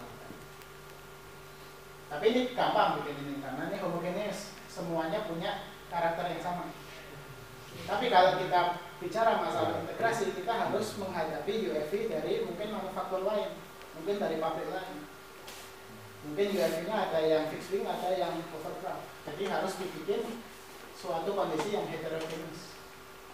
Saya bikin suatu cabang baru dari velocity obstacle namanya selective velocity obstacle yang bisa mengatasi masalah heterogeneous. Bisa dilihat di sini masing-masing UAV, anggaplah UAV ya ini ya. Masing-masing UAV ini punya kecepatan yang berbeda menuju satu titik dan pilihan untuk avoidance yang beda-beda. Algoritma saya bisa menyelesaikan itu dalam dua dimensi. Jadi ini saya pakai untuk menyelesaikan masalah di layer yang kooperatif tadi. Karena masalahnya cuma 2 dimensional. Kenapa 2 dimensional? Karena layer kooperatif itu kan sensornya itu mengandalkan semua pesawat menyiarkan datanya masing-masing. Dengan kata lain, asumsinya dia menghindar dari jarak yang sangat jauh. Dengan kata lain, kemungkinan menghindarnya itu dalam 2 dimensi. Dia nggak akan ngambil resiko naik ke atas atau ke bawah.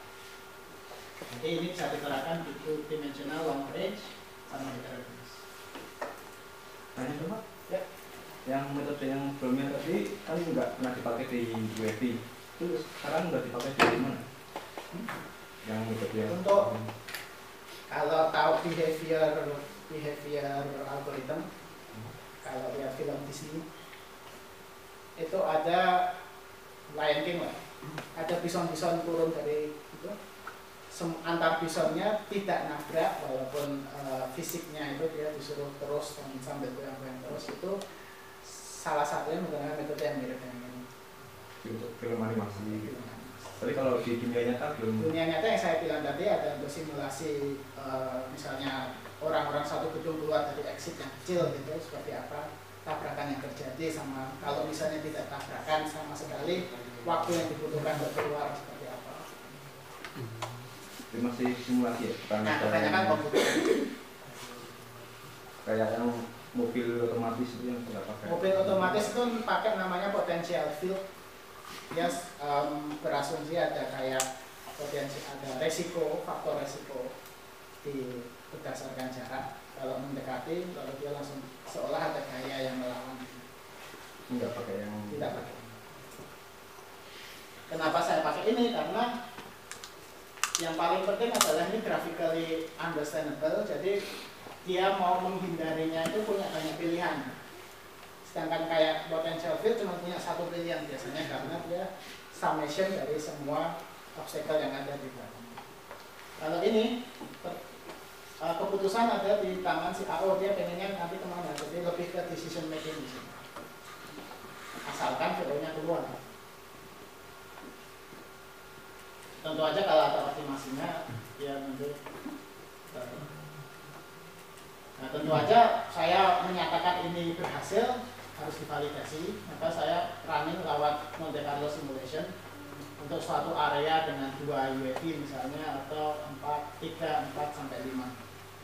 Saya punya sampai 6, tapi yang 6 hasilnya mirip sama 5, jadi cuma 5. Dan runningnya karena harus pakai komputer supervisor, kurang banyak. Contohnya komputer supervisor 33. Dan hasilnya ini adalah probabilitas kecelakaan atau tabrakan kalau tidak ada autonomous avoidance-nya sama sekali. Bisa diturunkan kalau homogeneous seperti ini, kalau heterogeneous bisa sampai 0. Ada yang? Kalau masalah di UAV kan di udara ya, jadi saya mikirnya kenapa nggak ketinggiannya dirubah dikit daripada dia belok-belok atau Nah, kecepatan. Karena ini kooperatif, saya asumsinya itu. Saya asumsinya cuma 2 dimensikan jauh sekali. Dan kebanyakan pesawat itu gerakannya kalau udah jauh sekali bisa diasumsikan dia satu layer. Kalau pengen yang dekat itu yang di layer selanjutnya kan non kooperatif. Cuma masalahnya velocity obstacle method ini baru ada di 2 dimensi. Jadi saya definisikan 3 dimensinya. Ini menghabiskan tahun ketiga saya bikin kayak ini, gambarnya ini ya. Ini definisikan attitude dari cone, sekarang benar-benar cone. Non-cooperative layer harus close range, harus 3 dimensional, dan harus ada uncertainties-nya. Karena sensor, kalau semua pesawat membroadcast datanya, saya bisa asumsikan hampir bagus lah data-datanya selalu. Tapi kalau udah masuk non-cooperative layer yang hanya bisa mengandalkan independent surveillance, independent sensor, kayak kamera, kayak sensor akustik segala macam, harus ada uncertainty. Kenapa ini abu-abu? Karena saya belum selesai. Gitu. Ini didefinisikan, ini nggak ada artinya karena hampir semuanya ini cuma geometrical equation. Cuman karena belum pernah ada, jadi sama supervisor. Nah, selain saya sudah definisikan yang namanya avoidance plane. Dengan asumsi semua pesawat, semua UAV bisa menghindar, tinggal milih salah satu dari ini. Dengan demikian, si 3-dimensional velocity obstacle ini bisa disederhanakan jadi conic section. Bagaimana karakteristik setiap UAV itu bisa dimasukkan ke dalam satu particle tadi? Misalkan fixed wing nggak bisa berjalan mundur, tapi mungkin apa namanya quadcopter bisa berjalan mundur. Asumsi saya lebih ke yang paling general, jadi masih karena manuver yang general itu pasti bisa ditiru sama quadcopter. Tapi yang bisa sama quadcopter belum tentu yang general bisa. Jadi yang saya asumsikan selalu dia bisa belok. Selalu belok, menghindarinya selalu belok, bukan berhenti, bukan ngerem. Saya karena waktu juga tidak mengizinkan, saya terus saja. Zoomnya di kanan atas. Velocity obstacle di avoidance place nantinya kayak ini. Si UAV bisa sekarang kembali bisa milih lagi, dia bisa milih kecepatan baru untuk menghindar di sini, atau bisa memilih langsung ke DPT. Jadi saya menemukan bahwa kalau 3 dimensi selalu ada jalan untuk keluar langsung di bagian, tidak perlu melewati data rel atau apa. Kalau kita potong surface-nya ini, kita tahu resikonya. Kalau si pesawat belok ke kanan dan mempercepat, resikonya tinggi, dia bakal bisa tabrakan. Tapi kalau dia mempercepat sambil belok ke kiri, resikonya paling kecil di sini. Jadi si pesawat bisa menentukan sebaiknya belok kemana. Ini adalah contoh simulasi, untuk bisa disebut kuasi simulasi. Kenapa? Karena sebelum presentasi konferensi kemarin saya nggak sempat bikin visualisasinya. Tapi tolong dipercaya kalau ini dari data beneran, data simulasi beneran, cuman visualisasinya saya nggak bikin. Visualisasi lebih ke orang komputer, simulasinya lebih ke orang komputer. semuanya memilih avoidance plan beda-beda untuk menghindari satu UFI di sini. Ini ada protect zone-nya, sekarang bentuknya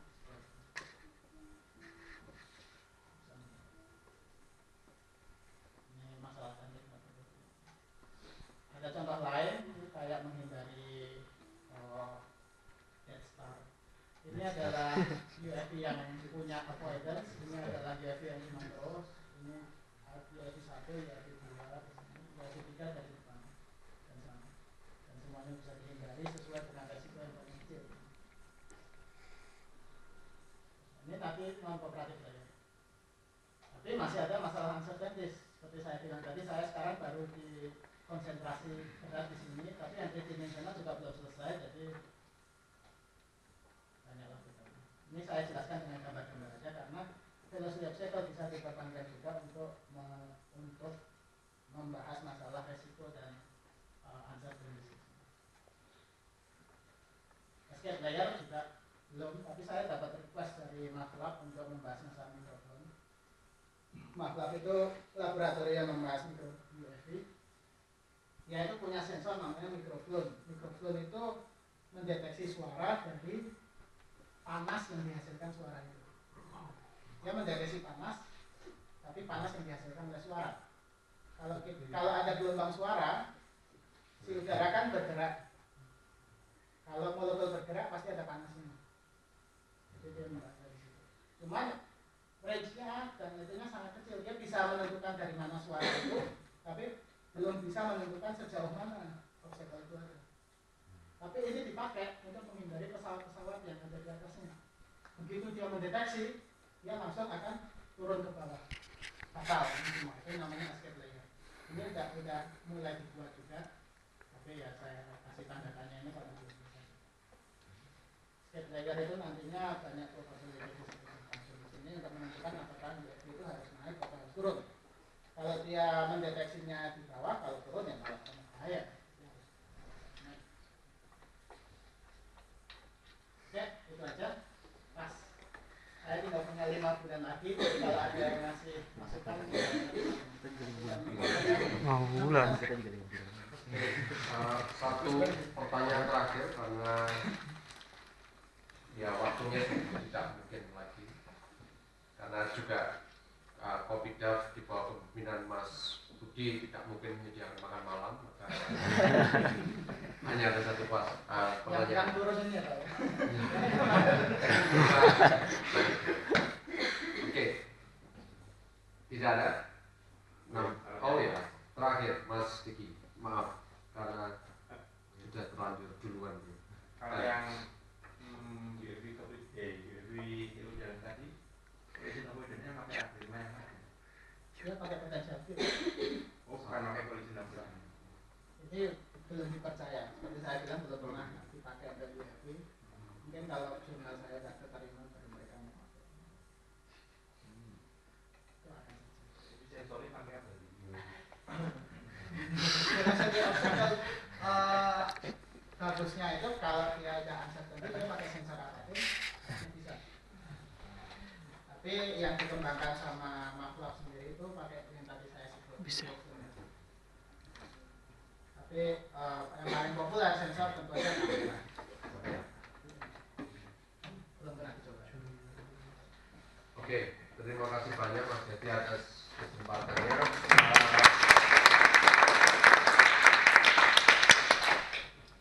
Mohon berkenan juga kepada dua pembicara untuk menyampaikan slide presentasinya kepada reporter dalam hal ini Mas Diki yang akan nanti ya biasanya bersama 3 orang jurnalis terakhir adalah saya, Mas Diki yang utama, Mas ini yang biasanya mengembangkan dan saya yang tidak mengupload. Oke, apakah ada pengumuman yang perlu disampaikan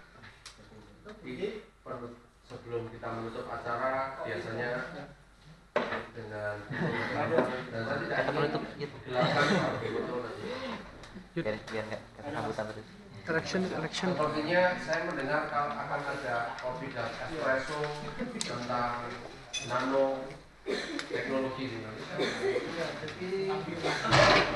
jadi sebenarnya saya dan teman-teman di divisi ilmiah kemarin sempat membicarakan sempat berpikiran bahwa sekarang itu adalah kopi dewas yang terakhir. Tapi beberapa hari yang lalu, terakhir maksudnya dalam pengurusannya Mas Yuda gitu. Harapan saya nanti setelah ini masih ada kopi dewas yang monggo silahkan juga Pak lanjut pengurusan selanjutnya. 2 tahun ya, Dek.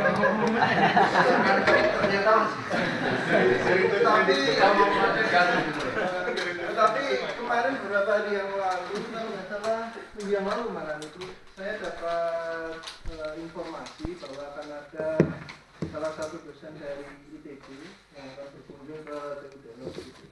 Dan beliau, saya dengar dari Mas Andri itu yang itu berkenan untuk mengisi kopi dewas. Kemudian saya kirim email ke beliau. Cuma sayangnya sampai sekarang saya belum dapat balasan dari beliau. Jadi masih mengambang gitu. Nah, kalau ternyata benar nanti beliau berkenan untuk mengisi kopi espresso ya, karena ini kita anggap sebagai yang spesial sampai dari luar. Nanti kemungkinan awal Februari atau pertengahan Februari. Tapi kalau ternyata beliau datangnya Maret, ya monggo nanti kepengurusan selanjutnya yang akan menghadapi.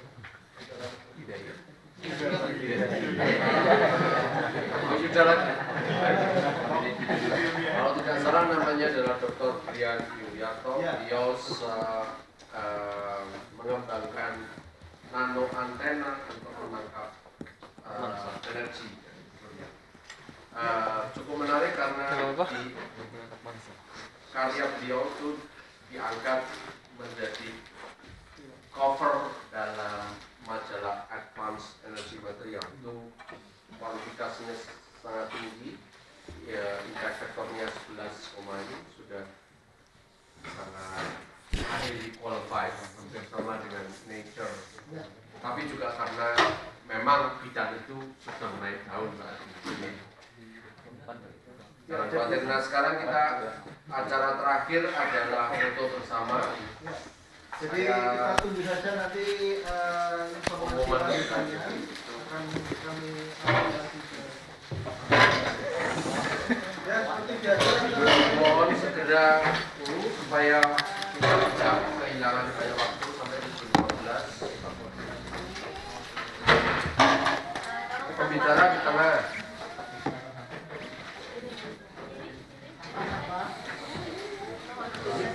Ya, bisa dinaikkan nggak?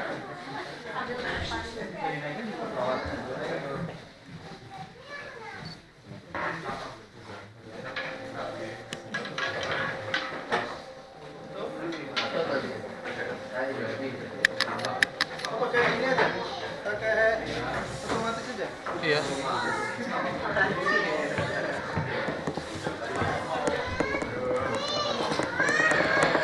Eksis banget, men.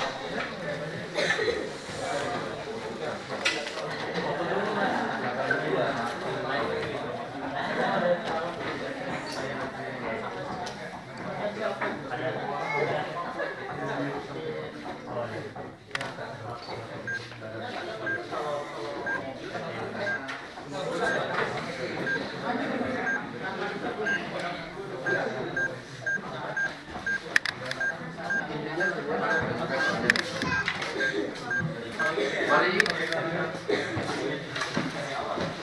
Ayo, masuk. Pembicara di depan, pembicara di depan. Nanti dulu kita lanjutkan acara kita.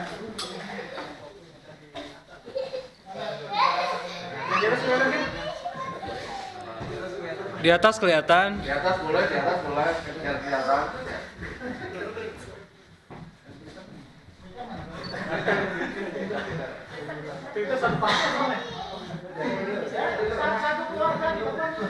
Oh, bisa berat ke sini dikit. Belakang agak ke sebelah sana.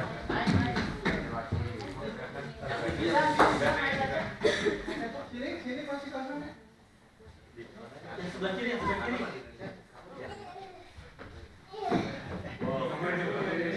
Di sebelah sana yang kembar, ada barang terus. Oke, udah bagus. Ya udah di situ aja.